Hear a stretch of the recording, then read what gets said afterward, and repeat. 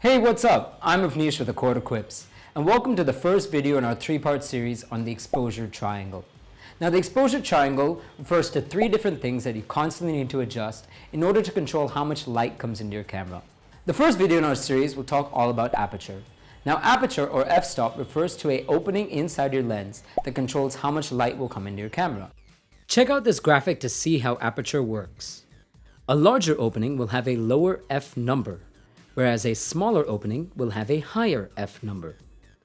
The larger opening lets in more light, while a smaller opening lets in less light. Now that's the main function of aperture, controlling how bright your images are. The other function of aperture is to control depth of field. A larger opening will have a shallower depth of field, meaning your background will be more blurry, and a smaller opening will have a greater depth of field, meaning more of your image will be in focus. In these pictures, when I shoot the markers with a wide open aperture of 2.8, just the purple marker is in focus. All the other markers are blurred out.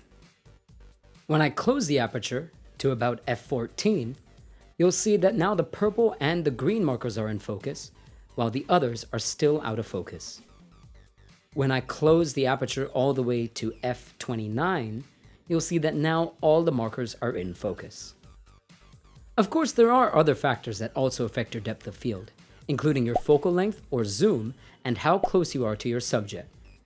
But we'll get more into those factors when we cover lenses in later videos. Keep in mind that when you use the lower f-stop, you may have to adjust or pull focus during your shot, especially when you're shooting video, in order to make sure that everything that's important in your shot stays in focus. Now be sure to practice with your camera in manual mode in order to see how depth of field is affecting your shots. Turn on your LCD and just keep playing with it to see how it works.